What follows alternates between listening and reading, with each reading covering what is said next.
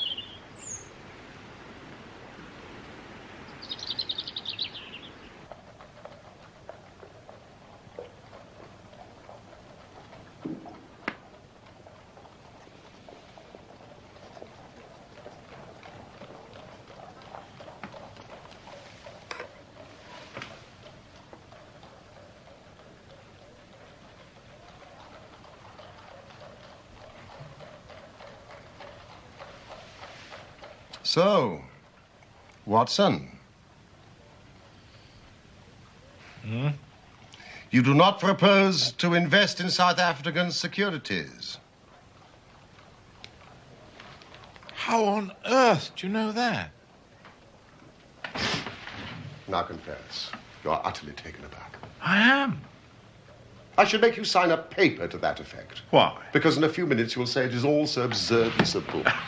I should say nothing of the kind. You see, my dear Watson, it is not really difficult to construct a series of inferences, each dependent upon its predecessor and each simple in itself. If after doing so one simply knocks out the central inferences and presents one's audience with the starting point and the conclusion, one may produce a startling, though possibly a meretricious effect.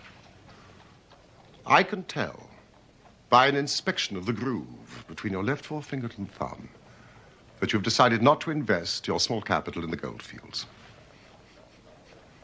I can see no connection. Very likely not. But I can quickly give you a close connection. Here are the missing links in the very simple chain. You had chalk between your forefinger and thumb when you returned from the club last night. You put chalk there when you play billiards to ease the cue. You never play billiards except with Thurston. Now, Thurston, you told me 4 weeks ago, had an option on some South African security which expired in a month and which he desired you to share with him. Your checkbook is locked in my drawer, and you have not asked for the key, so you do not propose to invest your money in that manner. How absurdly simple. Quite so. Every problem is absurdly simple when it is explained to you. Bum, bum, bum, bum. Holmes, why are you so cheerful? You're unemployed, you have no case to solve. Now, normally that produces black moods and the infernal lethargy of the cocaine bottle. You have not used the logical principles which I constantly expound. Sherlock Holmes is cheerful, so Sherlock Holmes must have a case. Pah! See what you can make of that, friend Watson. Why, Holmes, it's a child's drawing. Ah, is that your idea? Well, what else should it be? Well, that is what a Mr. Hilton Cubitt of Ridlingthorpe Manor, Derbyshire, is anxious to know. That conundrum came by the first post, and he is to follow by the next train.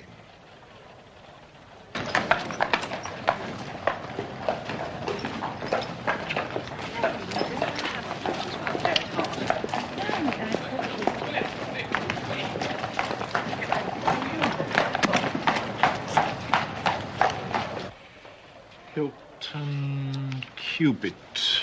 No, I have already looked him up, Watson. His family has owned land in Derbyshire for over 500 years, so I presume that Mr. Cubitt is as respectable as he is worthy.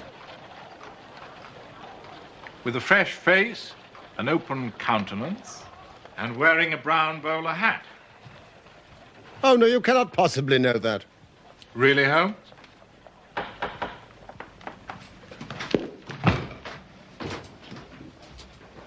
You will stay and keep a record of the case. My dear fellow.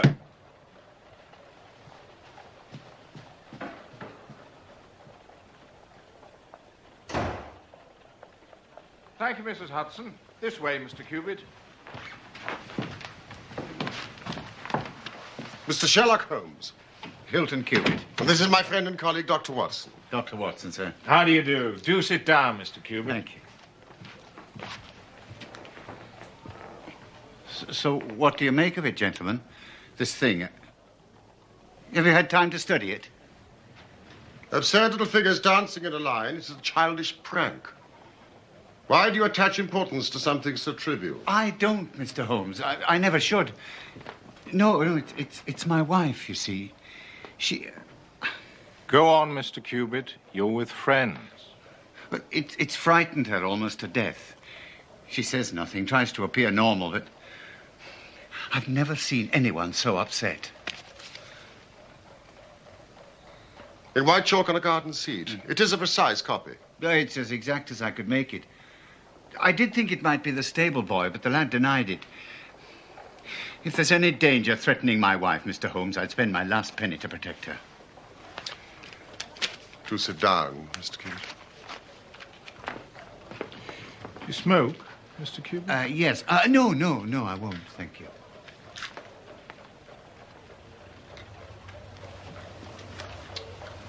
Tell us about your wife, Mr. Cubitt.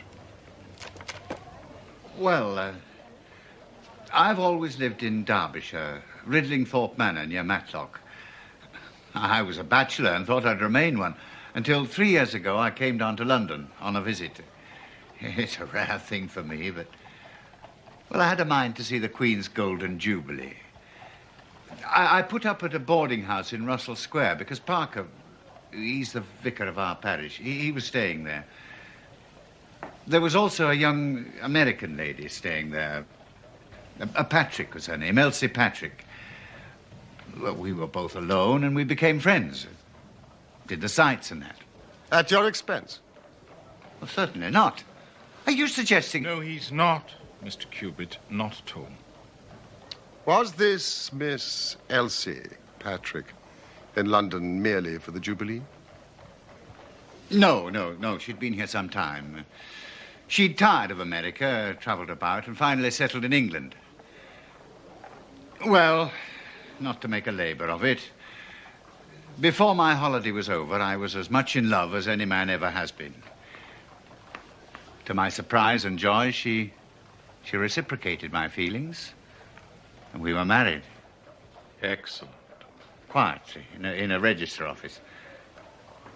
You think I'm mad, Mr. Holmes, taking a wife in such a fashion, knowing nothing about her, or... Explain, Mr. Cubitt. And come to the point. Oh, yes.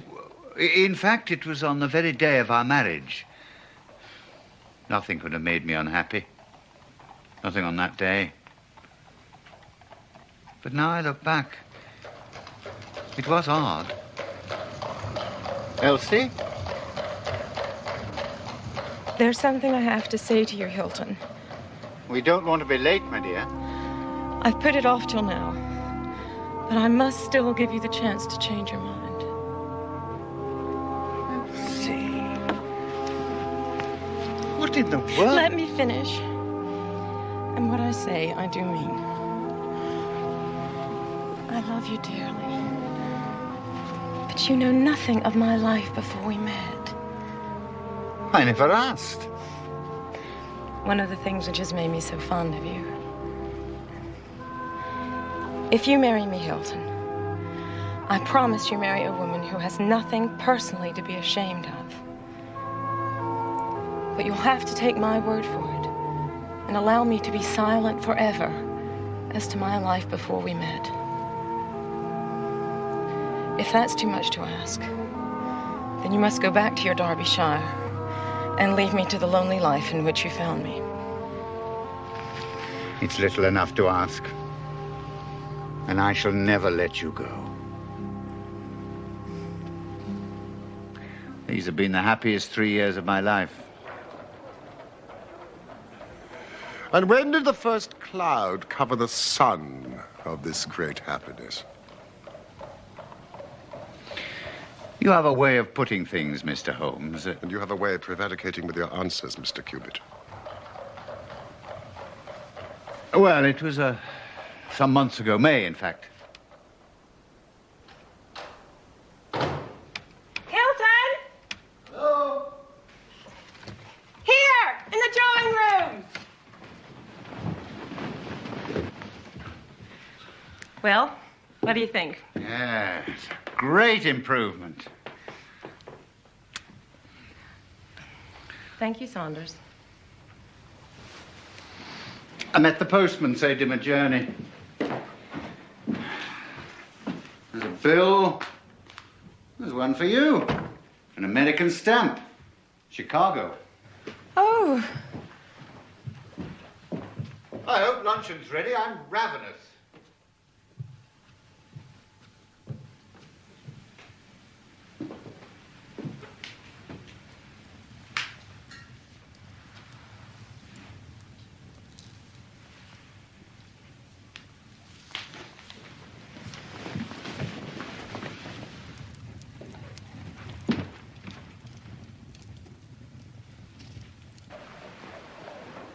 She burned the letter unopened. Yes. I don't know why. Of course you don't. America's her past, and the subject of a solemn promise. Yes, but she's not had an easy hour from that moment. If only she'd trust me. Now, I have every faith in her. You must believe that. Whatever there was in her past, I'm sure it's no fault of hers. And the dancing men. Oh, yeah. Well, I thought she was getting over the letter, and then these drawings appeared. I mean, it's just a childish scrawl, but it made everything worse than before. Well, I couldn't just leave it. And it wasn't the sort of thing I could take to the police, for they would have laughed at me. So I've come to you.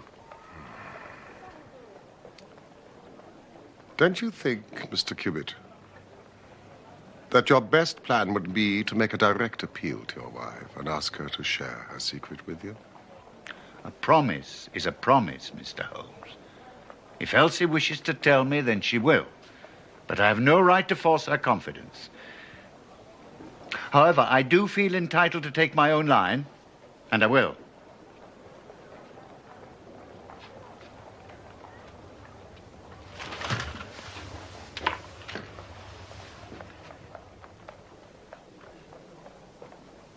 Then I will help you with all my heart.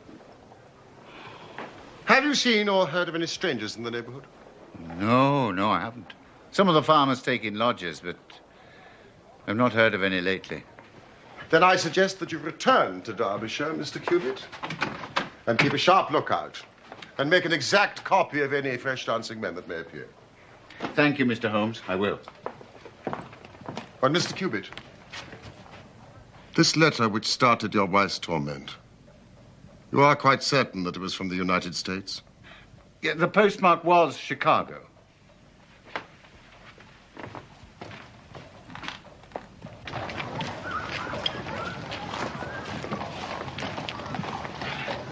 Goodbye. And don't worry.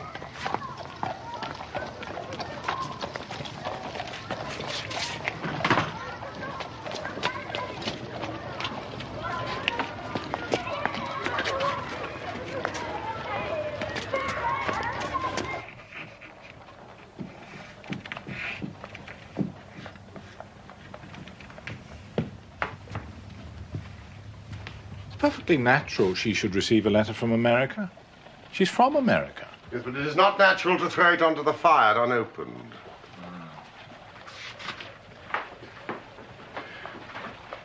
beginning to look like semaphore. You have read my monograph on secret ciphers? Some of it. I found it rather heavy going. It evidently has a meaning. If it is purely arbitrary, it may be impossible to solve. However, if it is systematic, we should be able to get to the bottom of it. But we need more messages, and preferably long ones. Well, I doubt if Hilton Cubitt would agree with that.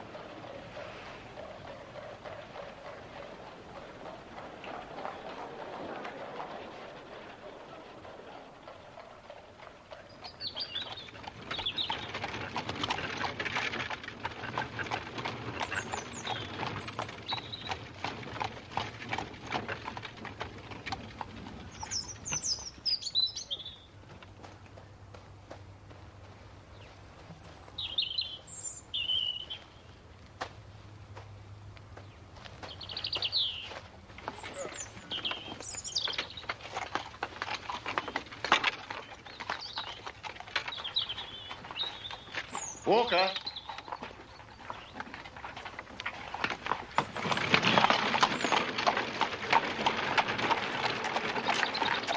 Know anything about this? No, sir. I've not been round the front all day. Has Mrs. Cubitt been out here? I've no way of knowing. Have I? Sir. When I've done this, I want you to wash it off and tell no one about it, and then come to me. I shall have an urgent letter for you to post.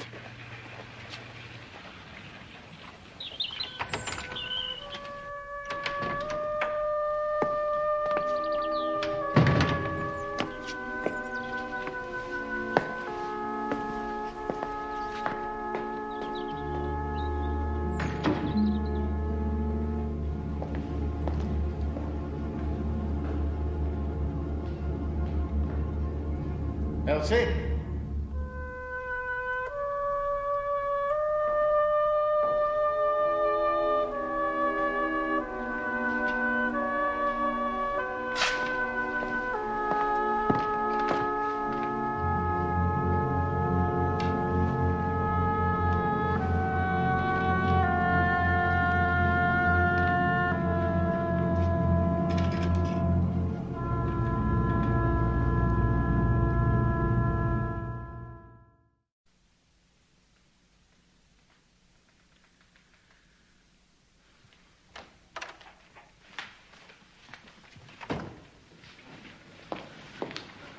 Elsie? What are you doing? I was looking for you. I thought I heard the door. Have you been out today? Out of the house?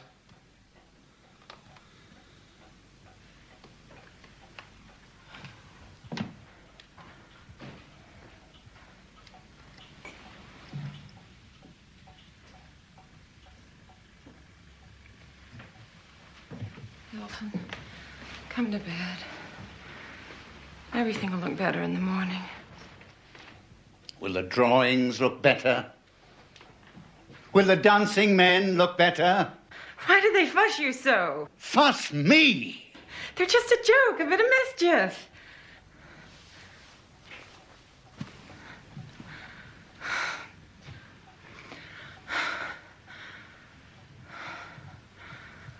The moon's high. Where I come from, they say a moon like that drives you crazy.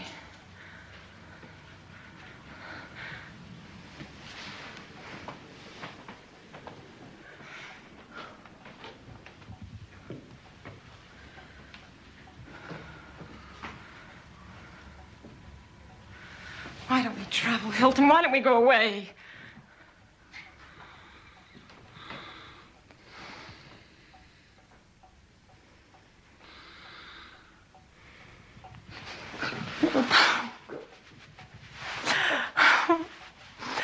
I love this place as much as I love you. Hilton.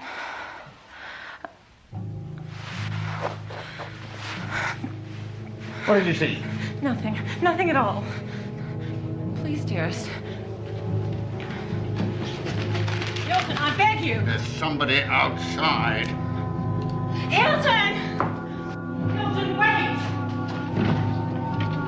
You'll come to harm. Or are you afraid he will come to harm?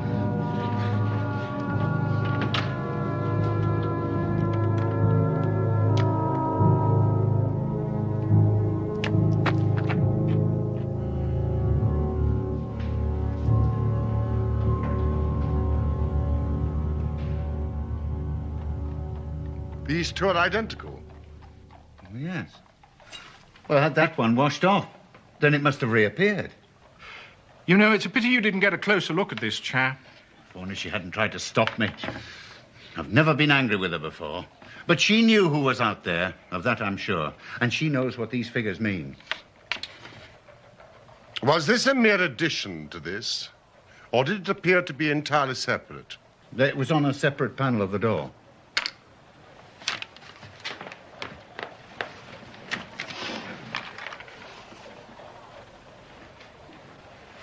Well, I know what I'm going to do.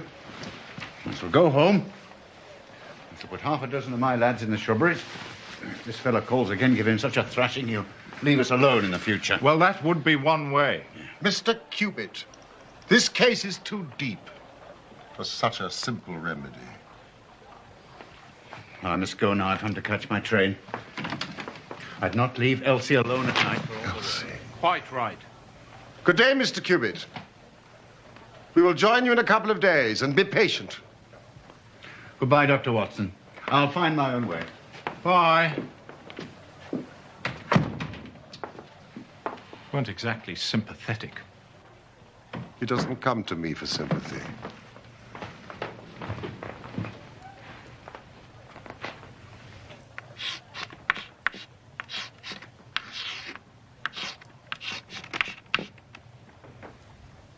It is a considerable challenge. I shall work better for silence. Oh, well. I dare say I can find something quiet to do.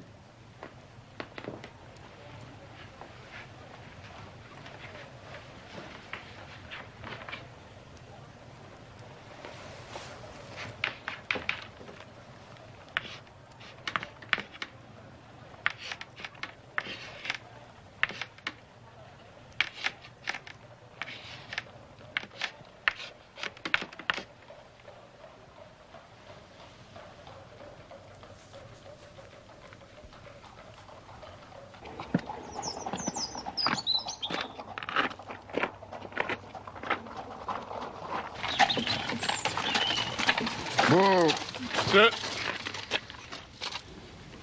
Where did you find this? down by the garden bench. Will that mean you'd be wanting me to take another letter for London, sir? It will. I'll have to get to move on if I'm going to catch the last pause. Walker, just do what you're told.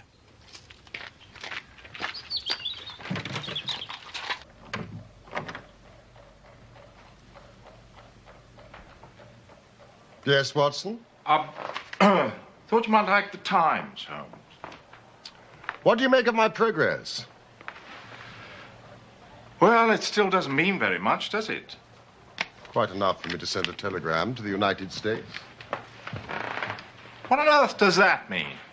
Abbas Lane. Watson, if this is E, flag denotes the end of words.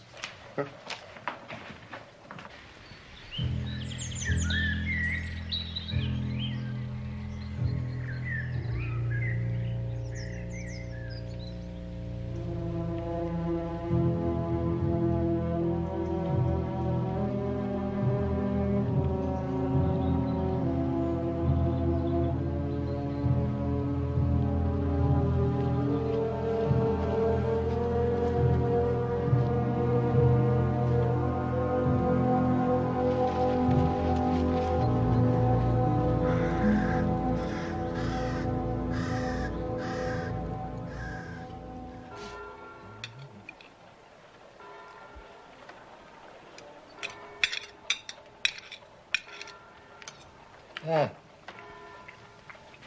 This grouse is superb. Mrs. Hudson has really surpassed herself this time. What time is the last train to Matlock? I'm afraid we've missed it.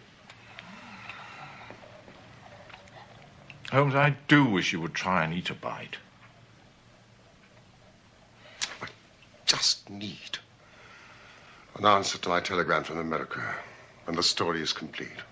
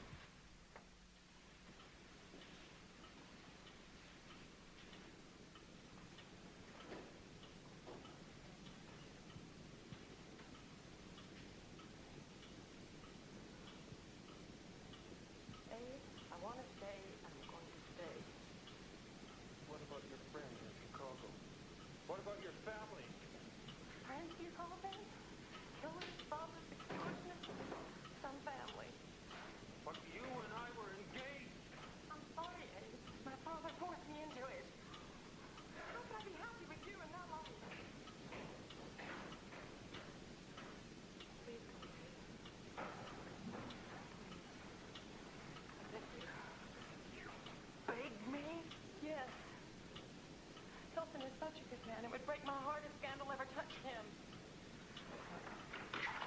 Here's money. That's all that I have.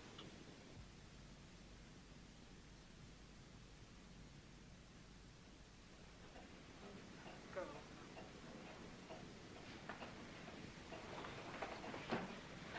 No! You're coming home! No! You're coming home! No! What the... No!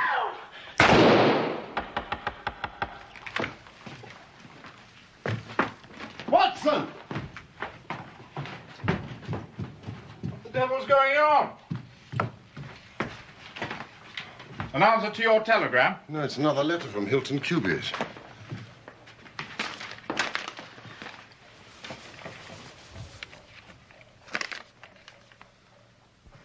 Elsie. Prepared.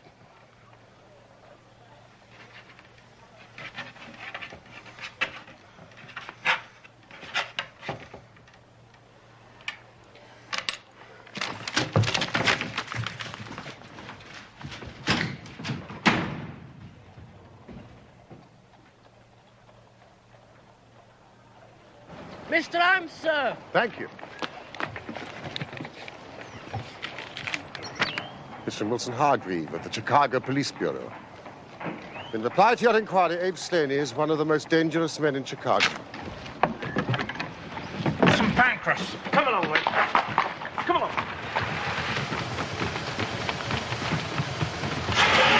There's a cab. Ridley Thorpe Manor, gentlemen. As fast as you can. How do you know? Expect you're the surgeon from London, sir. I beg your pardon. What makes you... She's not dead yet, sir. You may be able to save her.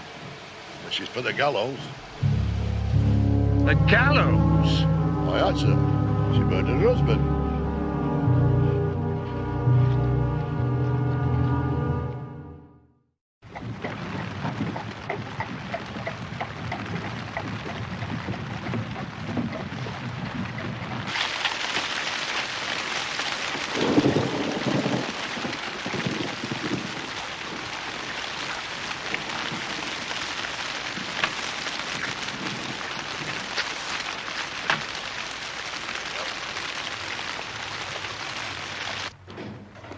Inspector of Police and Doctor of Medicine, I perceive. Yes, indeed. Inspector Martin, Derbyshire Constabulary. And I'm Dr. Carthew, the surgeon. This way, gentlemen. This is Mr. Sherlock Holmes. And I am his friend and colleague, Dr. Watson. Mr. Holmes? But what do you know of this business? A good deal. Mr. Hilton Cubitt was my client. But the crime was only committed at 3 o'clock this morning. How could you hear of it in London and get to the spot as soon as I? I anticipated it. We came in hope of preventing it. Then you must have important evidence of which I am ignorant. Only the evidence of the dancing men. The dancing men? Now, I will explain all that to you later. Since we are too late to prevent this tragedy, I am anxious to ensure that justice is done. Will you associate me in your investigation, or will you prefer that I should act independently? I should be proud for us to work together, Mr. Holmes. But I must warn you, there seems very little to investigate. Mr. Hilton Cubitt has been shot through the heart and he's dead. And Mrs. Cubitt? Seriously wounded. The bullet passed through the front of her brain and she's still unconscious. Excuse me, gentlemen. Only one gun has been found, lying on the floor between them. 2 bullets have been fired. With respect, Mr. Holmes, it seems quite clear that Mrs. Cubitt murdered her husband and then turned the gun upon herself. But they were a most devoted couple. The murder room's through here, Mr. Holmes. No. I would like to start by interviewing the servants. And I beg you, nothing, absolutely nothing, is to be moved. Is this the way to the kitchen?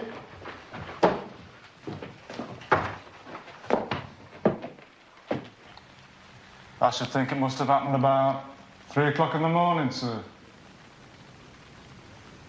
Where are your rooms? Up top, sir. The attics. I was awoke by this terrible bang. An explosion is the only word. Then about a minute later, there was another bang, only not so loud. What did you do? I came downstairs, sir, expecting to find Mr. Cubitt up and about chasing burglars and the house on fire. And the bedroom door was open. We looked in, but the bed was empty, so we came on down. The smoke and the smell were worse down here. Smell? Ah, you mean of the gunpowder? Suppose it was, sir, yes. Now, you say the smell was worse downstairs. Could you also smell gunpowder upstairs?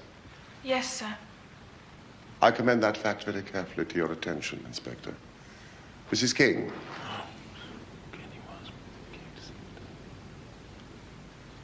Would you like to sit down, Mrs. King? Now, was the library door open when you reached it? Open, yes, sir. We could see the candle alight on the table, and so we came in. And then... Oh, dear. As terrible a thing as ever I saw or ever feared to see. She was terribly wounded, sir. She was moaning and groaning. And she sort of collapsed on the floor, and she hasn't said anything since. Saunders. We moved her to her bedroom, sir, and sent Fred Walker for the doctor and the police. And there was no sign of a break-in? Or of an intruder? No, sir. And all the doors and windows was locked, as we had left them when we went to bed. Inspector. Oh, yes, sir. I checked that very thoroughly. Apart from poor Mrs. Cubitt, nothing else has been moved? No, sir. No, we've touched nothing, Mr. Holmes. Thank you, then. I think we can proceed.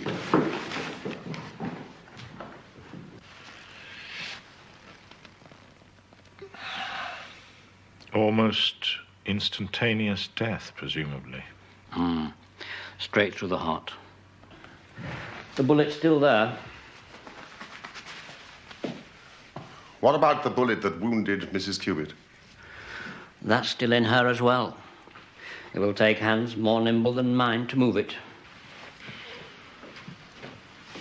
Is this Mrs. Cubitt's handbag? Yes, it is, Mr. Holmes. At least 20 £50 notes. A bribe that failed. So, 2 bullets fired, 2 wounds inflicted, as you said. Yes, Doctor. Then how do you account for the bullet that has so obviously struck the window frame? By George, however did you see that? Because, Dr. Carthew, I looked for it. Wonderful. Why, the bullet's still there. So a 3rd shot must have been fired. Which means that a 3rd person must have been present. Exactly. When you came into this room last night, you say that the door was ajar. Was not that window also open? I don't know, sir. I think... No, sir. It was shut. Saunders, will you and Cook wait in the library? And you, Walker. Dr. Carthew, you may remove the body.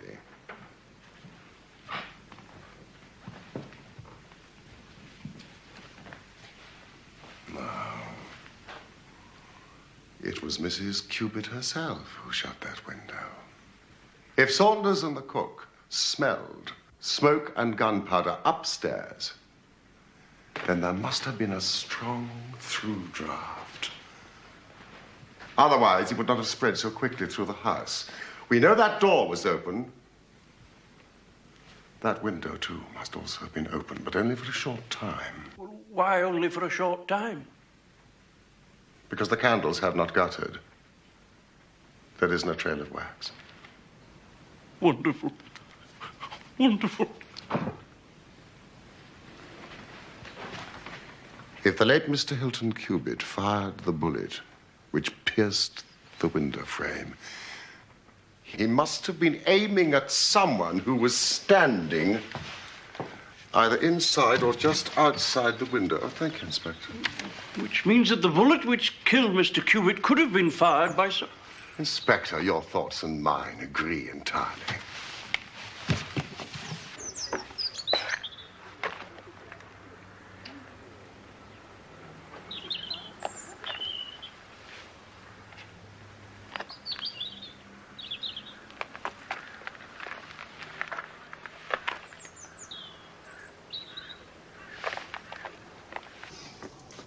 This is the cartridge case of the bullet which killed Mr. Hilton Cubitt.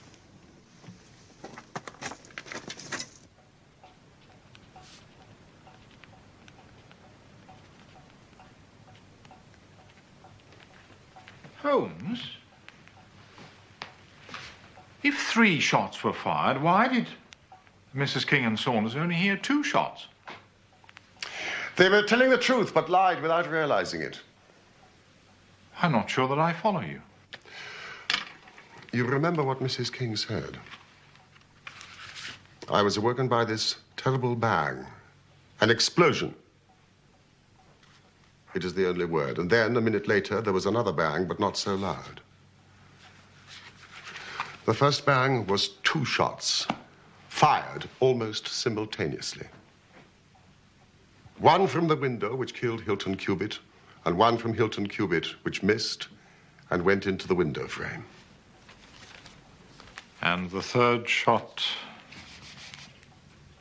The saddest of all, Mrs. Cubitt, self-administered in her despair. Now, do any of you know of an inn in the neighborhood called Elridge's?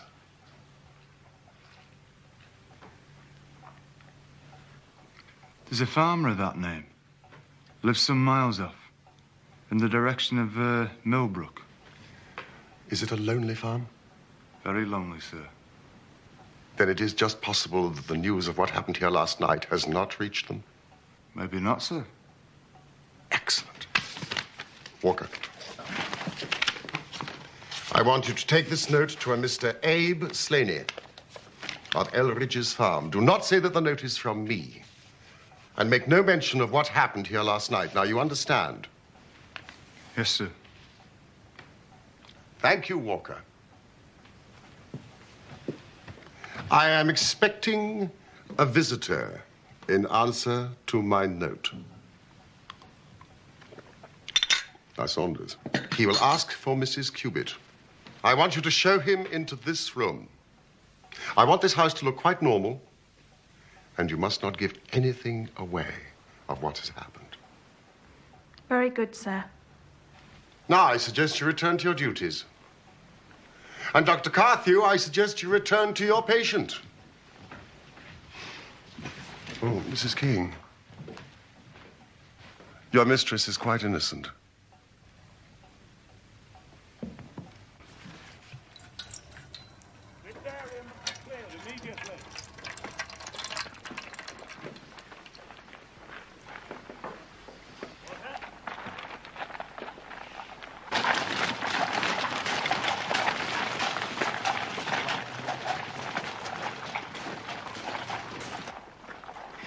But how did you break the code? Well, you see, the rules which guide us in deciphering all secret writing depend on the fact that E is the most common letter in the English language. So you see, we were very fortunate that Mrs. Cubitt's name was Elsie, and that it featured in the second message, which gave us not only the E, but the L, the S, and the I. Now, next, it seemed likely to us that two of the messages were appeals of some sort to Mrs. Cubitt.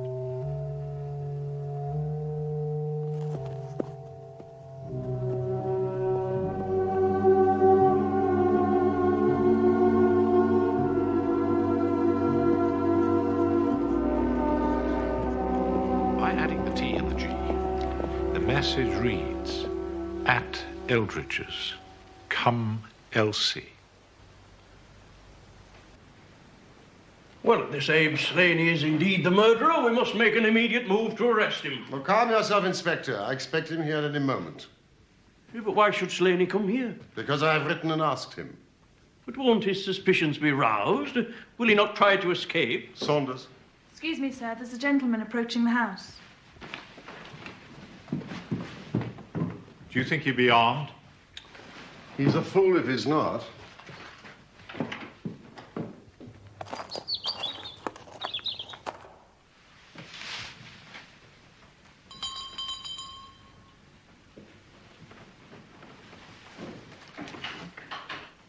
Good day, sir.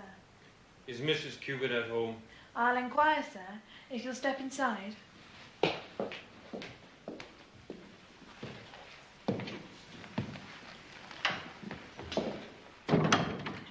What name shall I say?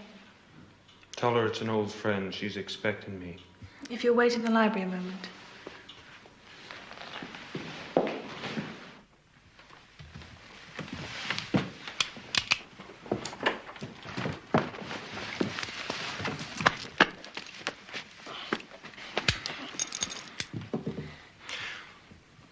Well, gentlemen, it looks like you've got the drop on me, but what the hell is going on?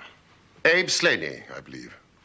What if I am, and who are you anyway? My name would mean nothing to you, though I suspect that of Wilson Hargreave of the Chicago Police Department will. I see that it does. Mr. Slaney, you should know that Mrs. Elsie Cubitt is very seriously ill.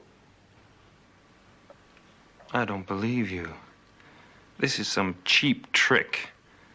Mrs. Elsie Cubitt wrote me a note just an hour ago.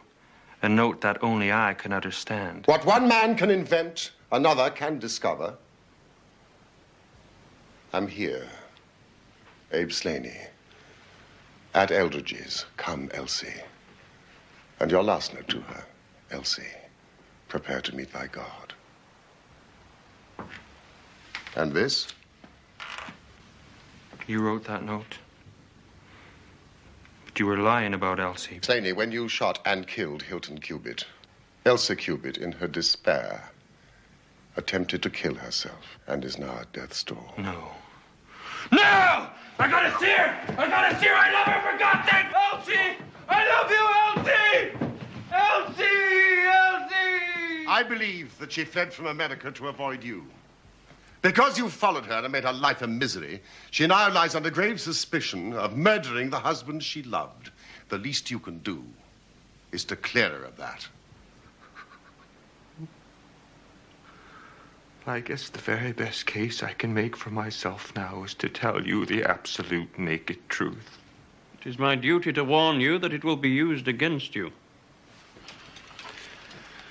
I guess you probably know that Elsie's father's the most powerful man in Chicago. One of the most powerful criminal men in Chicago. It was he who invented the dancing man. We used it as a code in the old days. I've known Elsie since she was a child. She was promised to me. I may have threatened her, but I wouldn't have touched a hair on her pretty head. But you're right.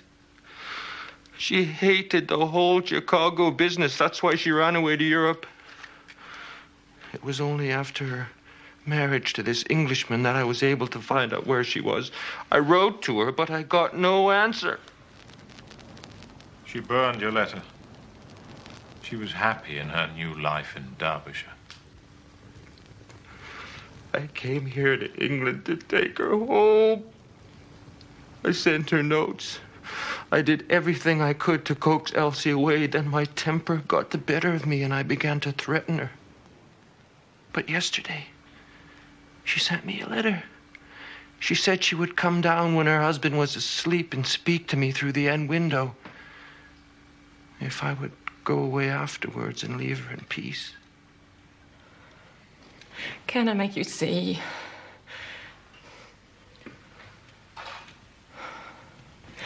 I've never been so happy as I've been here with him. I love him. Abe, I want to stay, and I'm going to stay. But what about your friends in Chicago? What about your family? Friends, do you call them? Killers, robbers, extortionists? Some family. But you and I were engaged. I'm sorry, Abe. My father forced me into it. How can I be happy with you in that life? Please go away. Please. I beg you. You beg me? Yes. Hilton is such a good man. It would break my heart if scandal ever touched him. Here's money.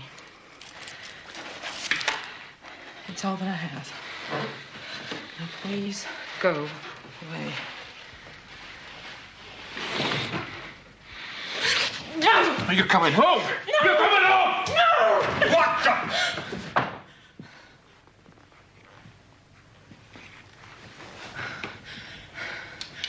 No!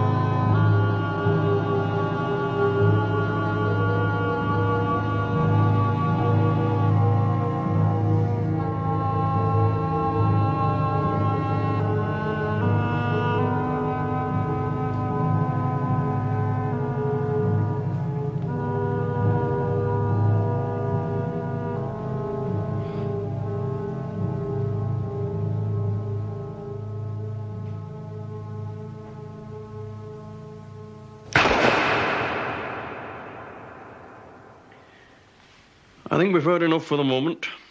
Come along. Can't I see her before I go? Nobody can see her. Even we have not been given that privilege.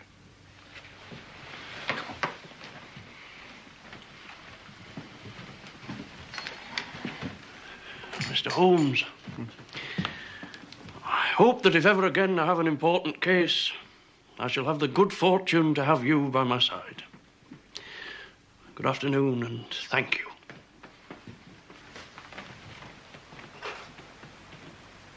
Holmes? What did you write in that note? See if you can read it. Come here at once. Come here at once. How absurdly simple. And so the dancing men, which had so often been the agents of evil, were finally used on the side of justice. Abe Slaney was condemned to death at the Derby Assizes, but his sentence was changed to penal servitude in consideration of mitigating circumstances, in the certainty that Hilton Cubitt had fired the first shot. Mrs. Cubitt made a complete recovery and lives still at Ridlingthorpe Manor.